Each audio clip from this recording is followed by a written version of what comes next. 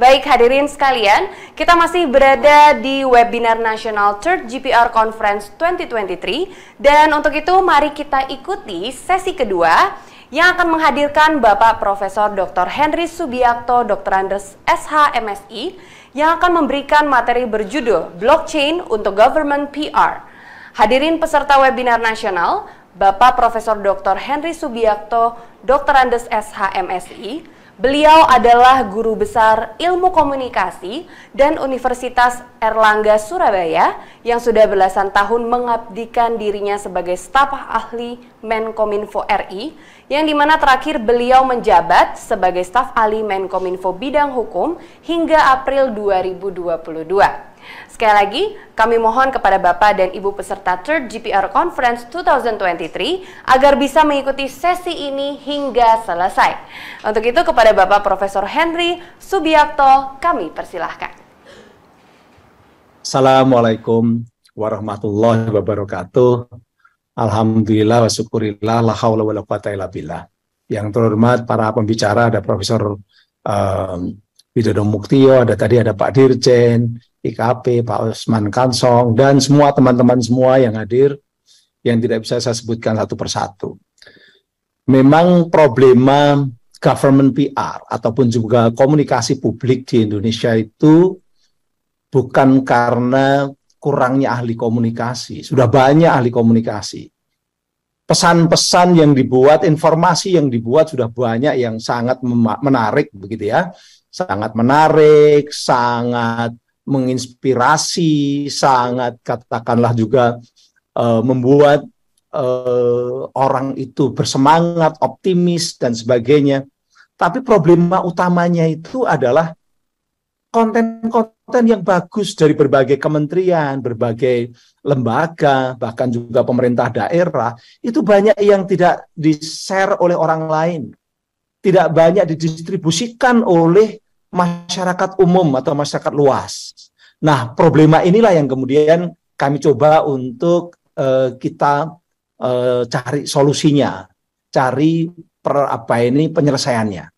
Jadi Bapak Ibu yang saya hormati, kita tahu tadi Pak Prof. Widodo juga sudah menjelaskan, Pak Usman Kansong juga menjelaskan tentang perkembangan teknologi. Perkembangan teknologi ini boleh dikatakan adalah sebuah revolusi digital ya, yang merupakan perubahan dari teknologi mekanik ke elektronik, analog ke digital yang terjadi sejak tahun 80 sampai sekarang.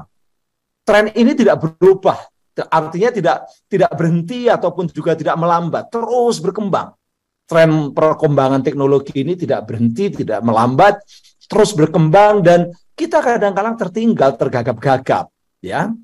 Padahal sudah memunculkan revolusi industri 4.0, memunculkan teknologi ikutan yang sekarang mewarnai dunia kerja, dunia berbagai aspek kehidupan, tidak hanya komunikasi. Misalnya kayak Internet of Things, cloud computing, big data, artificial intelligence, itu semua mempengaruhi kehidupan. Bahkan ada teori yang menganggap teknologi ini merubah sejarah, merubah kehidupan manusia, merubah kehidupan masyarakat. Sejarah berubah, model bisnis berubah, pola komunikasi berubah. Semuanya berubah gara-gara teknologi. Itu kalau pakai teori yang namanya technological determinism. Tapi tadi juga disebutkan, ada yang percaya bahwa teknologi itu hasil produksi manusia untuk kepentingan manusia. Jadi bukan mempengaruhi manusia, tapi itu dibuat oleh manusia dan dikontrol oleh manusia. Ada dua teori itu. Mari kita lihat. Dua-duanya ada benarnya, tapi dua-duanya memang harus kita antisipasi. Yang jelas dengan teknologi digital, itu lalu miliaran orang di dunia itu terkoneksi. Jadi teknologi digital ini beda dengan penyiaran yang era masa lalu. Digital ini menciptakan technological connectivity atau technical connectivity. Kita ini terkoneksi dengan miliaran orang dunia. Di Indonesia ada 212 juta pakai internet, kita terkoneksi dengan 212 juta pengguna internet. Ketika terkoneksi, maka lalu semua orang itu bisa berkomunikasi satu dengan yang lain. Semua orang itu bisa jadi komunikator. Semua orang itu bisa menjadi evaluator, bisa menjadi komentator. Dan semua orang juga bisa menghasilkan komunikasi dan informasi sehingga memunculkan informasi yang beragam dan banyak sekali. Itu yang disebut sebagai abundance. Kita ini abundance. Informasinya udah berlimpah ruah karena semua pemproduksi. Lalu tapi memunculkan global brain, kecerdasan global, karena banyak informasi lalu kita menjadi cerdas. Terutama ketika informasi yang banyak tadi distrukturisasi oleh artificial intelligence. Konten-konten informasi itu adalah big data yang terkumpul, distrukturisasi oleh artificial intelligence, jadilah ChatGPT dan lain-lain. Karena direstrukturisasi. Sehingga mau tanya apapun, karena informasinya dari mana-mana, sudah dikumpulkan dan sudah direstrukturisasi, itulah jadinya ChatGPT yang sangat cerdas, melebihi kecerdasan siapapun, karena ditanya apapun bisa jawab. Sepanjang sudah ada konten-konten yang diupload. Sepanjang teknologi itu mampu untuk masuk dalam interkoneksi tadi. Ini yang terjadi. Nah, teman-teman, itulah yang disebut sebagai the future is faster than you think. Masa depan itu kecepatannya melebihi yang kita bayangkan. Kita nggak pernah membayangkan ada artificial intelligence, Internet of Things, dan lain-lain, dan pengaruhnya. Tiba-tiba sekarang ini mentransformasi bisnis, merubah industri, merubah kehidupan, merubah sejarah. Anak-anak kita, bahkan kita juga, semakin habis waktunya di dunia cyber. Cyber itu menjadi, kalau dulu itu hanya main-main, katakanlah begitu ya. Sekarang dunia cyber itu menjadi real life. Dulu Kementerian Kominfo itu tidak ngurusin internet. Dulu awal-awal masih namanya Parpostel itu hanya ngurusi pos dan telekomunikasi. Nggak ada yang ngurusi internet. Internet itu, mau .com-nya, mau nama dan names and numbers-nya itu, yang ngurus dosen dari UI dan ITB, personal, bukan negara. Negara belum ngatur. Baru kemudian mulai tahun-tahun akhir tahun 90-an, masuk tahun 2000, baru ada Kementerian Komunikasi Informasi, itu dimasukkan, tuh mulai diurus dan menelurkan Undang-Undang ITE tahun 2008. Awalnya 2001, 2002 udah dimulai dipikirkan itu. Baru setelah ada Undang-Undang ITE, baru kemudian pemerintah atur, ada namanya Pandi, kemudian ada Dirjen Aptika yang mengatur konten. Tapi di dunia, persoalan internet ini diatur oleh korporasi name and numbers, ICANN, International Corporation, yang terkait dengan penamaan, siapa yang dapat koid.com itu di mana, itu yang ngatur korporasi-korporasi. Makanya agak beda antara internet dengan dunia telekomunikasi. Kalau telekomunikasi itu diatur oleh ITU yang merupakan bagian dari PBB, ICANN itu adalah asosiasi korporasi yang anggotanya bukan negara, anggotanya adalah korporasi-korporasi. Baru belakangan ini ada beberapa yang negara ikut. Tapi masih ada juga negara yang ngurus internetnya itu personal. Brunei itu masih untuk .com-nya, atau kalau di sini .id-nya itu masih diurus oleh personal ahli dan bukan orang Brunei lagi.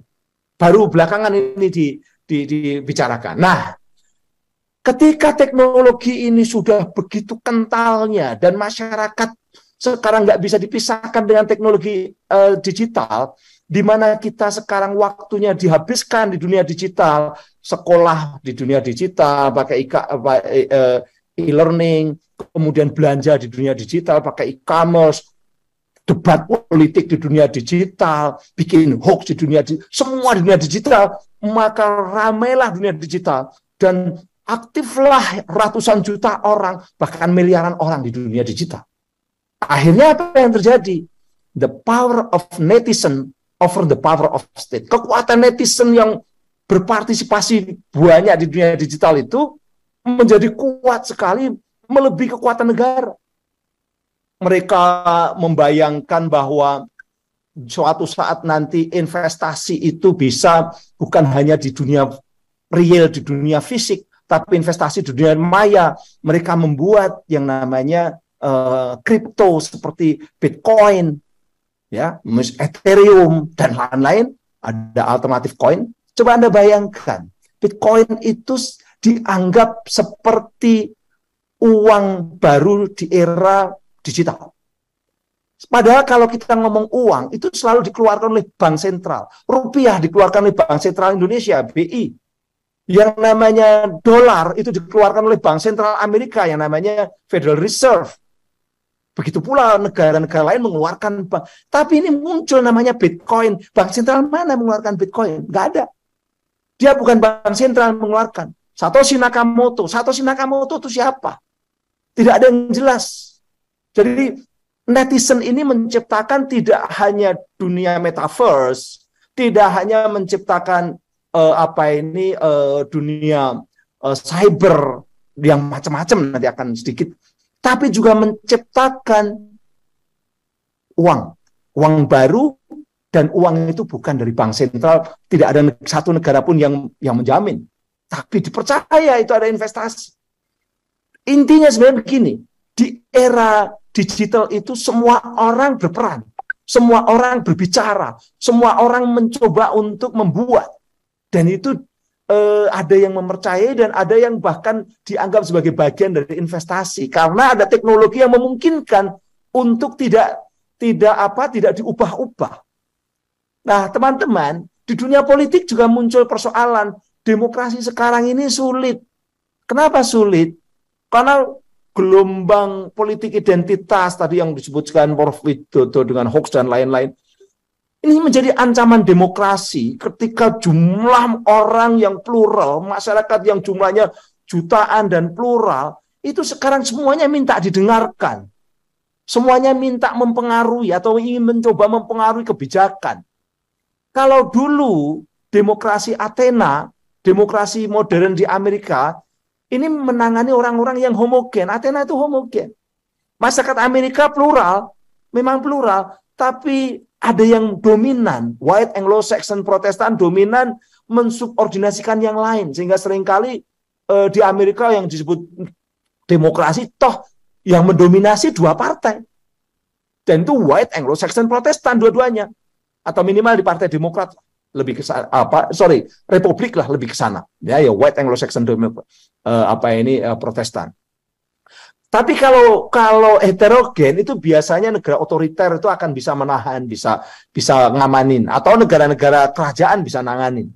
Tapi kalau negara demokrasi sekarang kalau kerajaan itu suara netizen, suara rakyat tuh nggak perlu didengarin juga nggak apa-apa, nggak pengaruh terhadap kebijakan-kebijakan, regulasi dan lain-lain. Tapi kalau di dunia demokrasi yang seperti sekarang terjadi, banyak negara tergagap-gagap, termasuk Amerika sekalipun tergagap-gagap. Jadi kalau kita belajar demokrasi di Amerika juga, mereka tanggal 6 Januari 2021 ada demo besar di Washington yang menduduki gedung Kongres, ratusan ribu orang ngejar-ngejar anggota dewan, anggota Kongres.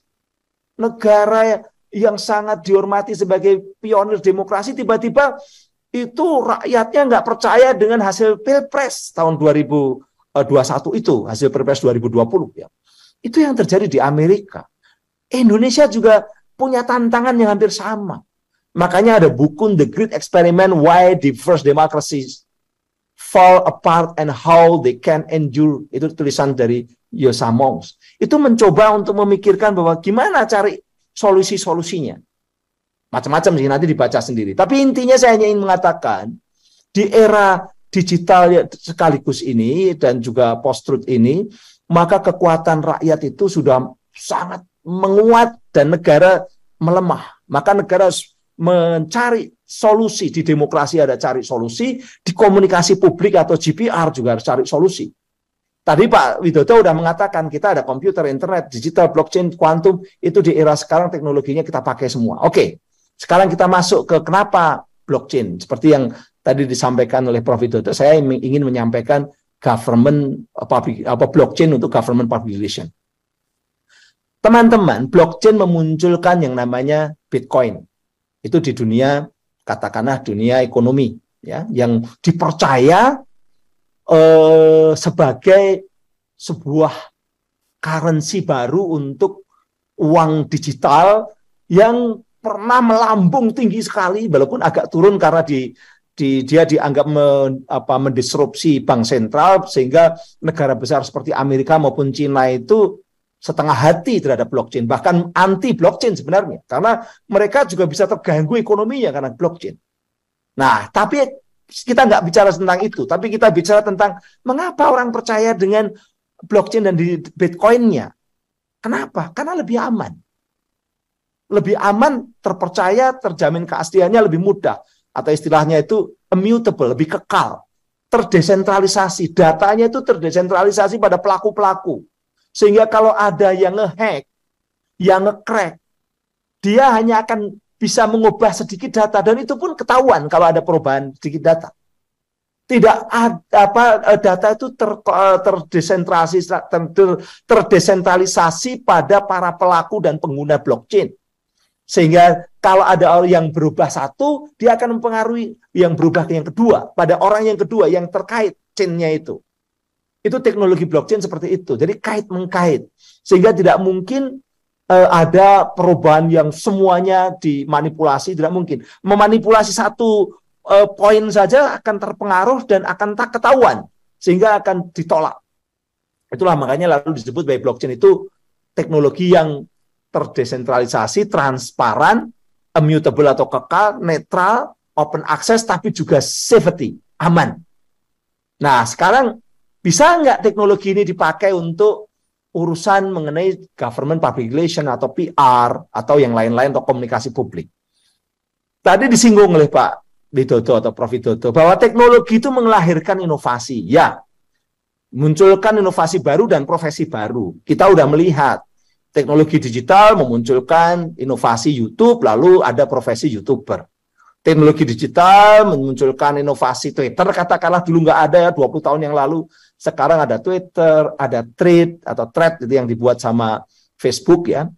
Itu memunculkan profesi-profesi baru, apakah itu buzzer, influencer, dan lain-lain.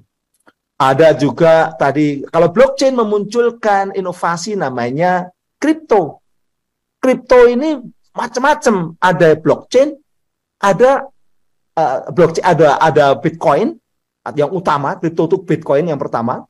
Kemudian ada yang kedua yaitu Ethereum. Tapi kemudian ada pengembangan semua ahli banyak yang bikin sehingga ada belasan ribu, ada 19.000 lebih, hampir 2.000 kripto.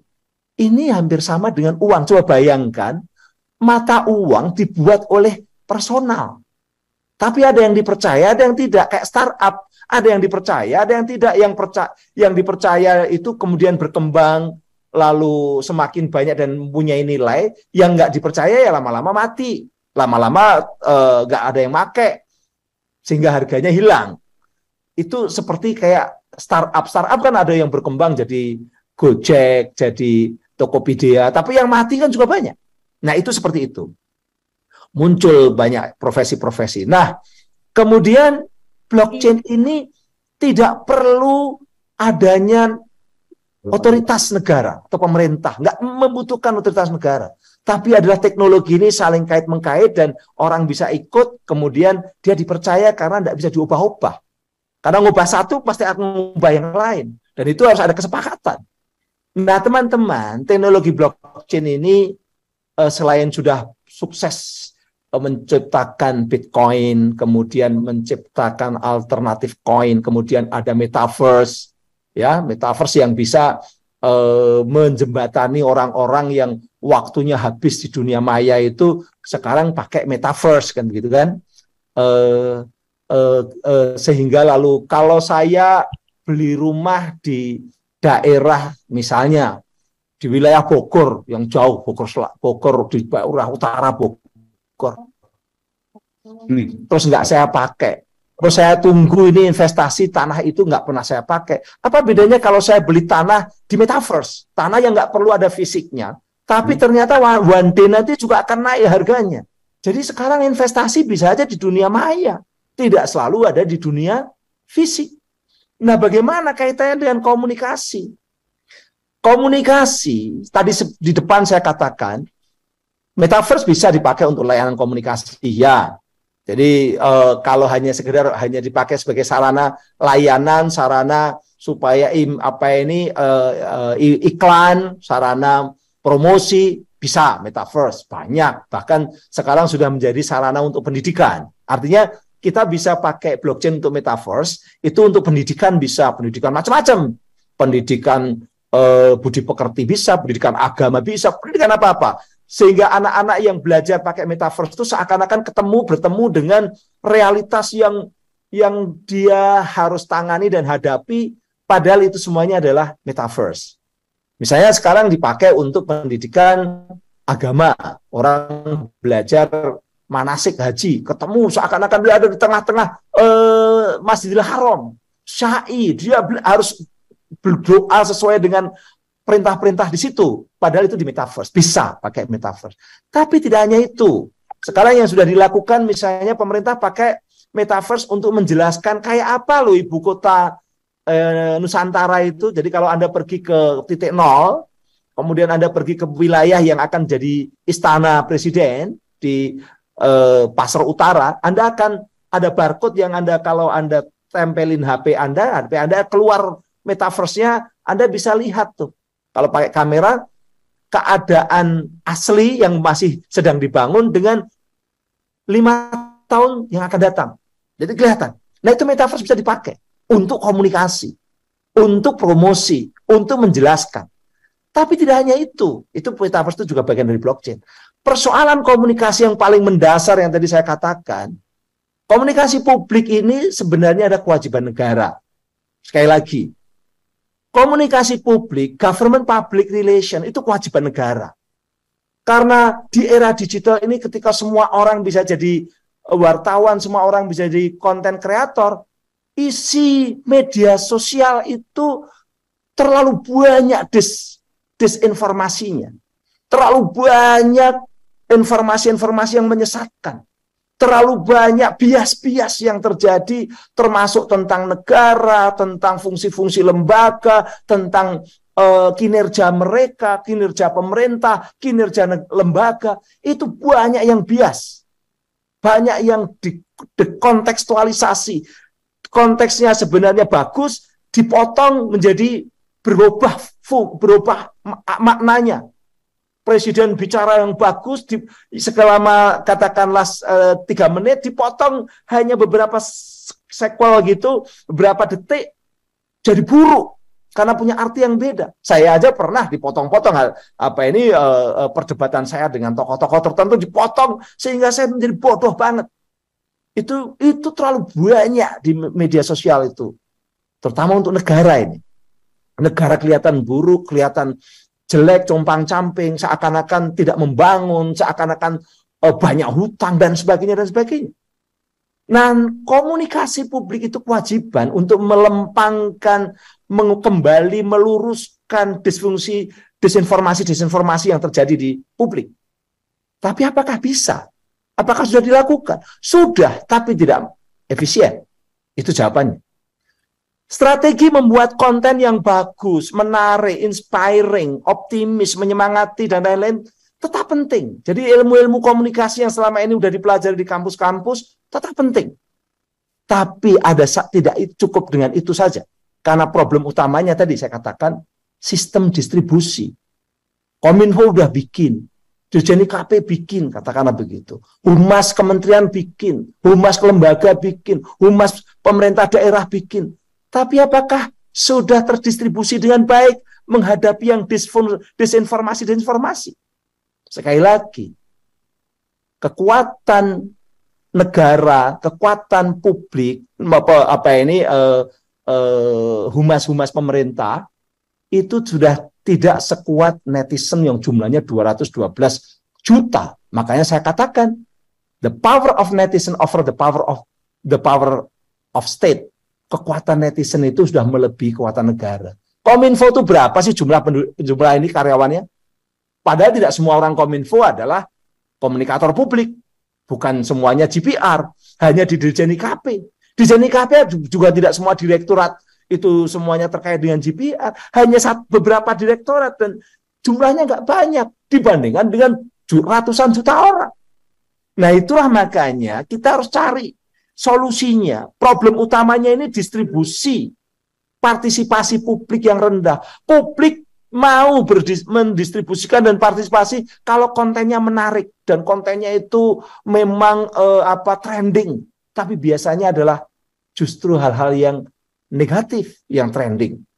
Kalau ada hoax, keburukan bisa trending. Kalau ada orang ketangkep KPK bisa trending. Tetapi yang positif-positif, yang membuat orang optimis, yang bagus-bagus tadi konten-konten itu tidak pernah trending. Tidak pernah itu tersebar dengan.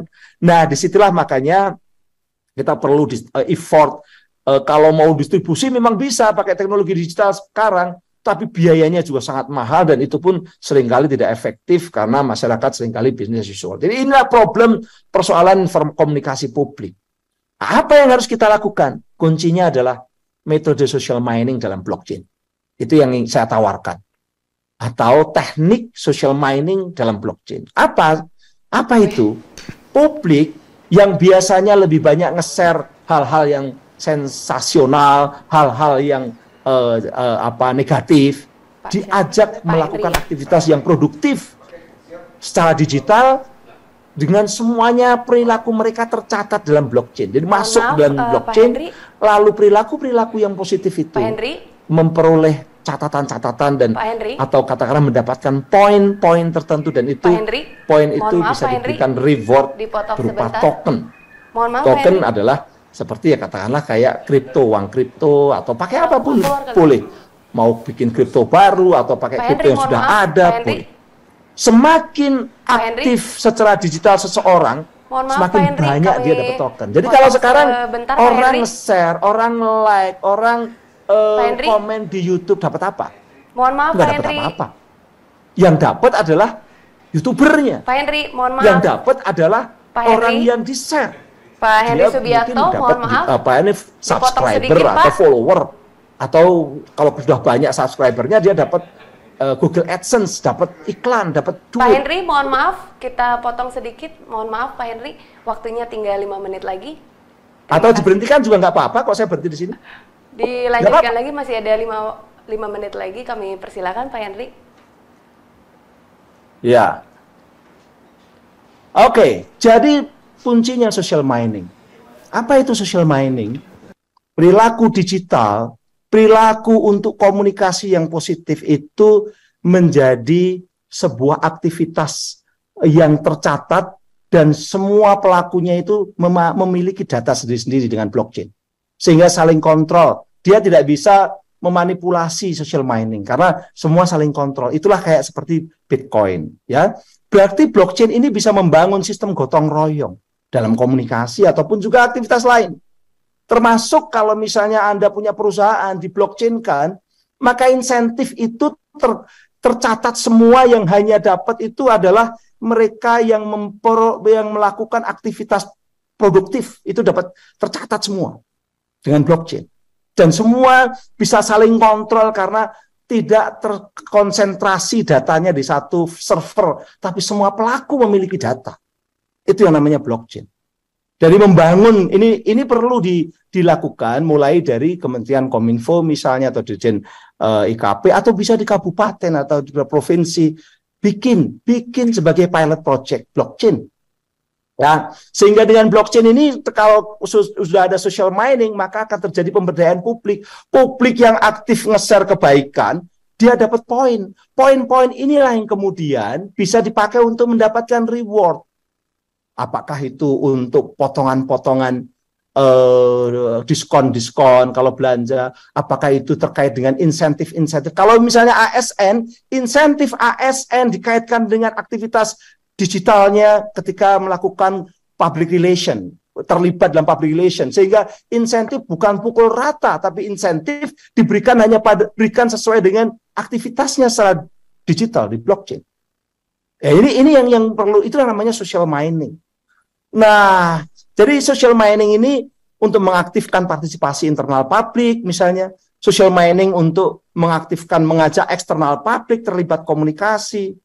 dan untuk mendukung institusi atau organisasi, social mining untuk kemudian supaya dapat insentif, dapat bonus, bahkan mungkin kalau untuk dapat bisa naik haji atau umrah kalau untuk yang. Jadi ini perlu sekali dilakukan, dan itu bisa dilakukan dengan membuat sistem blockchain dan lebih aman, tidak diretas, tidak bisa diretas seperti sekarang. Bahkan itu lebih aman untuk Indonesia. Nah, apa yang harus dilakukan? Tahapannya adalah membangun ekosistem blockchain untuk gotong royong ini. Indonesia yang lebih baik, produktif, dan sinergis dalam konteks komunikasi. Bisa dimulai dari satu perusahaan, bisa dimulai satu institusi, bisa dimulai dengan kabupaten, kota, dengan sistem blockchain. Tapi ini memang harus dikembangkan dengan tahapan-tahapan seperti itu. Kemudian komunikasi publik dan GPR menjadi sebuah ekosistem blockchain yang bisa melibatkan siapapun, baik itu secara nasional, bahkan mungkin di daerah, lokal, tapi juga bisa mendunia. Ekosistem blockchain yang dibangun bisa disinergikan dengan sektor lain, kementerian lain untuk menciptakan penggunaan bersama data-data sistem blockchain. Ini yang bisa dilakukan, ya saya karena waktunya pendek, tapi intinya pemikiran saya seperti itu, nanti bisa dikembangkan dengan tanya jawab. Kira-kira demikian, wabillahi muwaffiq ila aqwamit thoriq untuk teman-teman yang NU, nun wal kolami wa mayasturun untuk Muhammadiyah. Assalamualaikum warahmatullahi wabarakatuh, salam sejahtera untuk kita semua, salam, om santi santi om. Terima kasih.